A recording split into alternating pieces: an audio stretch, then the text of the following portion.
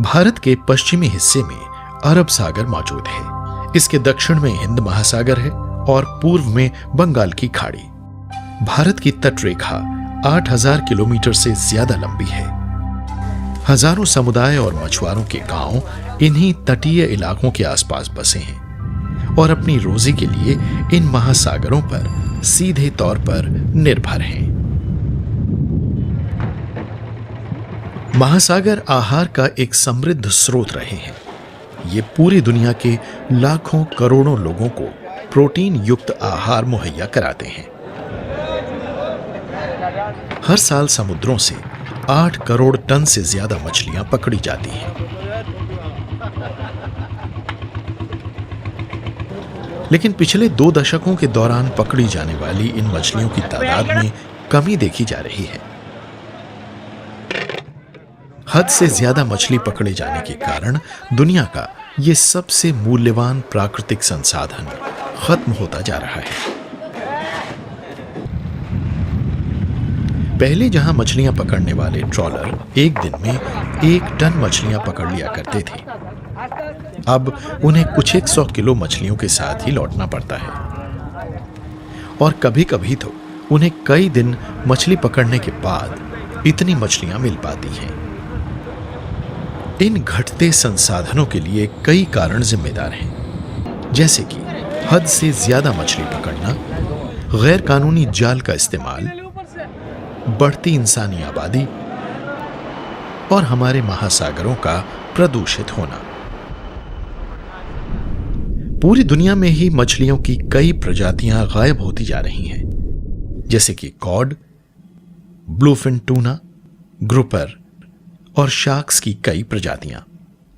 भारत में हिल्सा, महसीर, झींगे, लॉबस्टर और ऑयस्टर विलोपन के कगार पर पहुंच गई हैं। गैर कानूनी जालों के इस्तेमाल को लेकर गहरी चिंता पैदा हो रही है। इन जालों में बहुत छोटे छोटे सुराख होते हैं, जिस कारण इनमें कम उम्र की मछलियां भी फंस जाती हैं। मछलियों को सतह पर लाने के लिए नदियों और महासागरों में डायनामाइट का इस्तेमाल भी किया जा रहा है। इन विस्फोटकों के असर से कोरल रीफ और नदियों की तलहटी तबाह हो जाती है, जहां अधिकतर मछलियां रहती हैं और यहीं पर मछलियों की हजारों प्रजातियां पलती भी हैं। मैनग्रोव मछलियों के पालन पोषण वाली जगह हैं और कई स्थानों पर इनका सफाया भी बड़ी चिंताजनक रफ्तार से हो रहा है।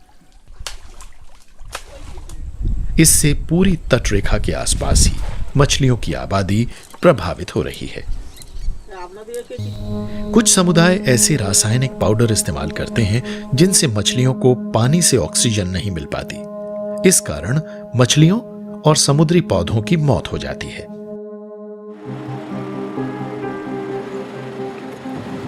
ड्रिफ्ट नेटिंग एक और गैर कानूनी तरीका है, जिसमें एक ही बार में मछलियों के पूरे झुंड फंस जाते हैं और इस प्रक्रिया में छोटी और वो मछलियां भी फंस जाती हैं जिन्हें मछुआरे पकड़ना नहीं चाहते। मॉनसून में प्रजनन के मौसम के दौरान मछलियों को गैर कानूनी तरीके से पकड़ा जाना गंभीर चिंता की बात भी है और एक अपराध भी। प्रजनन के मौसम के दौरान मछली पकड़ने पर रोक से मछलियों को प्रजनन करने, पनपने और अपनी तादाद बढ़ाने का मौका मिलता है। मछली पकड़ने के जालों के सिलसिले में कुछ नियम मौजूद हैं। मछली पकड़ने के जाल में सुराखों का आकार 1 गुणा 1 इंच होना चाहिए, लेकिन ऐसे जाल भी इस्तेमाल किए जाते हैं जिनमें सुराख लगभग होते ही नहीं। मैकेनाइज नेट वाले ट्रॉलरों में ये सफेद सजीवों का जो विशाल ढेर नजर आ रहा है, ये हैं लाखों ऐसी छोटी छोटी मछलियां जो गैर कानूनी जालों के चंगुल में फंस जाती हैं।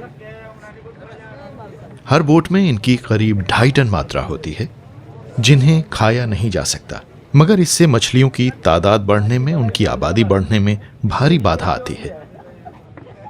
इन मछलियों से मुर्गे मुर्गियों का चारा और गुलाब के लिए खाद बना दी जाती है।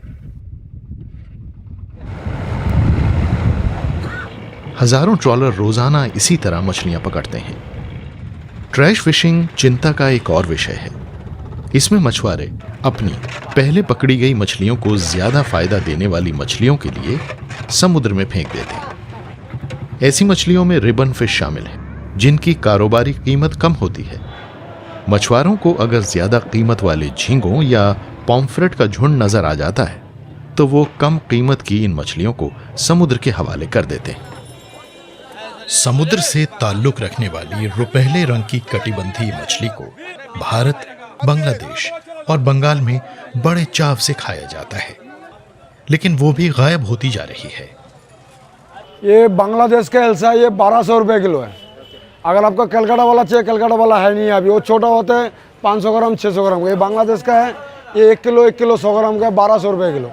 और कलकत्ता वाला उड़ीसा बालेश्वर का हिल्सा होता है 500 600 700 ग्राम का, वो 800 850 रुपये किलो होता है। कुछ दशक पहले तक हिल्सा काफी तादाद में मिलती थी,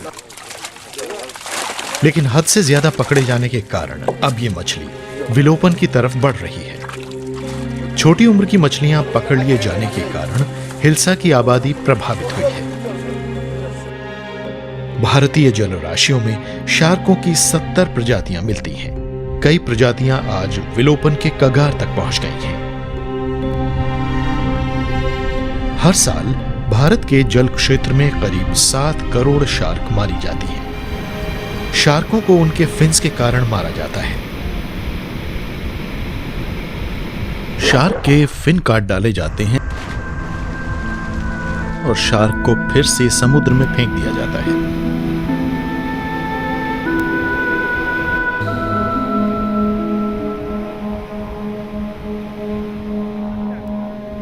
भारत के जल क्षेत्रों से हर साल 70,000 टन शार्क फिन हासिल किए जाते हैं। इसमें से ज्यादातर हिस्सा निर्यात किया जाता है ताकि हांगकांग और चीन के शार्क फिन बाजार की बढ़ती मांग को पूरा किया जा सके।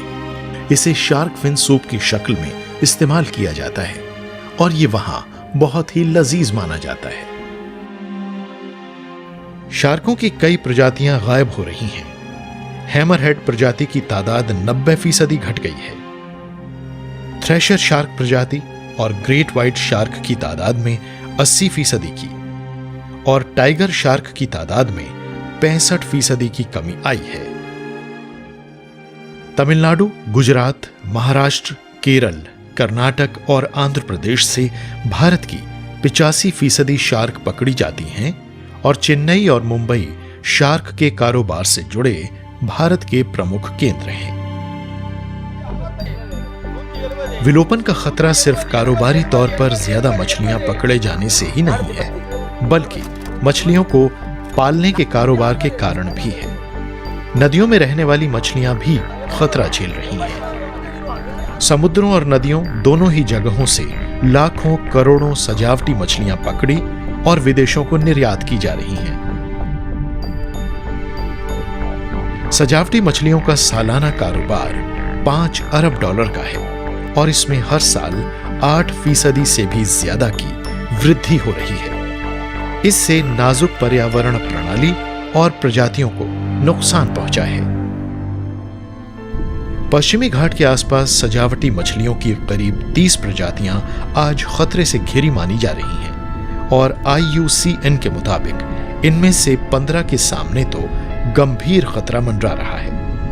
इन मछलियों को पकड़ने के लिए जो तरीके अपनाए जा रहे हैं, उनसे कोरल रीफ और समुद्र की तली को कभी ठीक न होने वाला नुकसान होता है।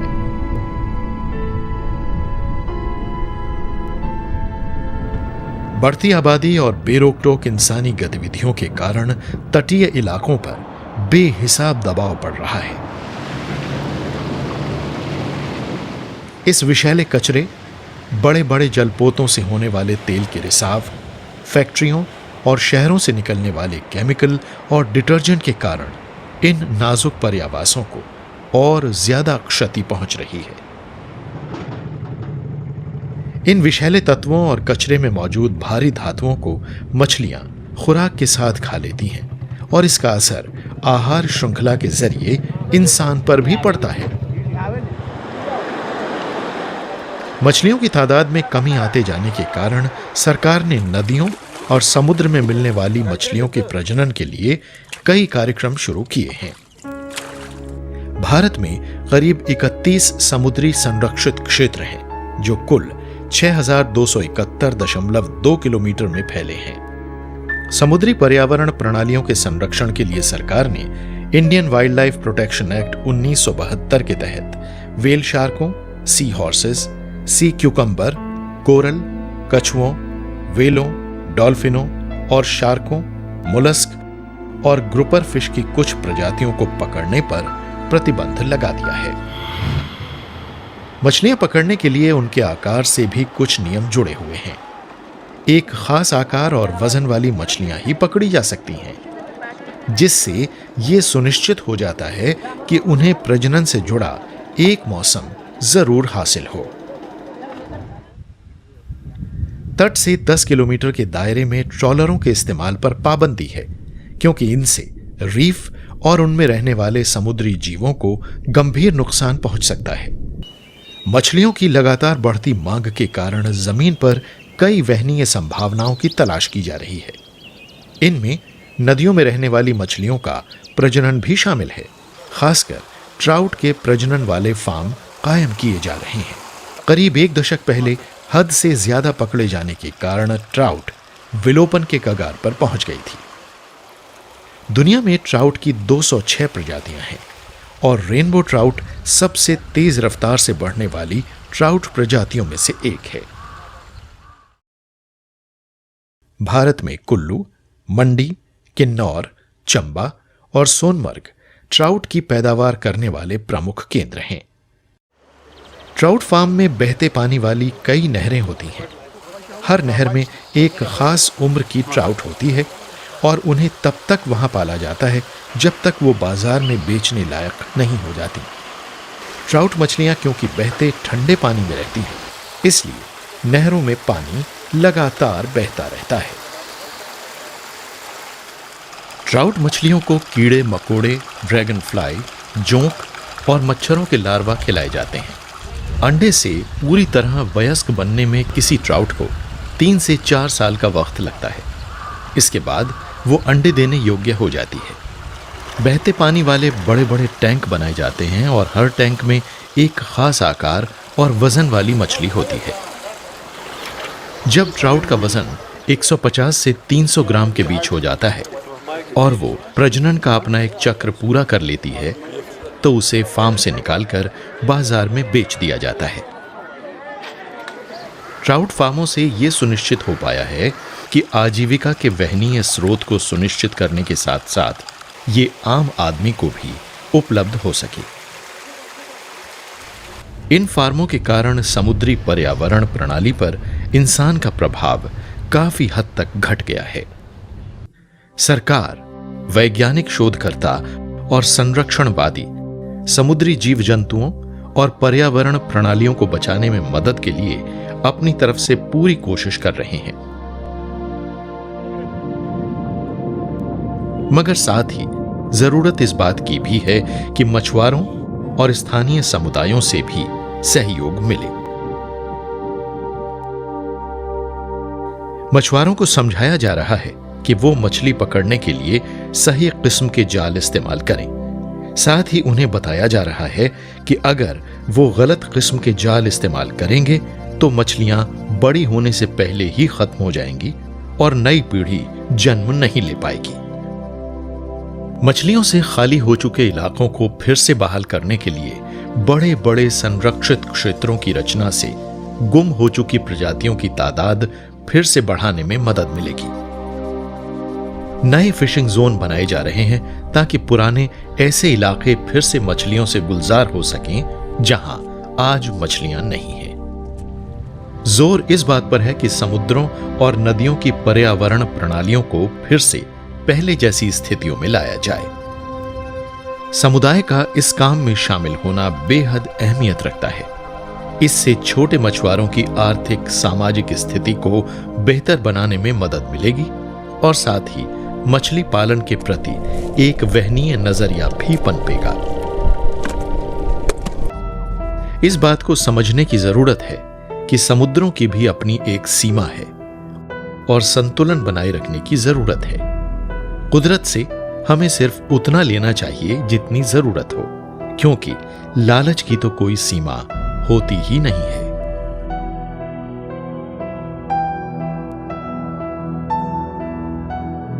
सिर्फ इसी तरह से हमें एक ऐसा भविष्य मिलेगा जो वहनीय होगा।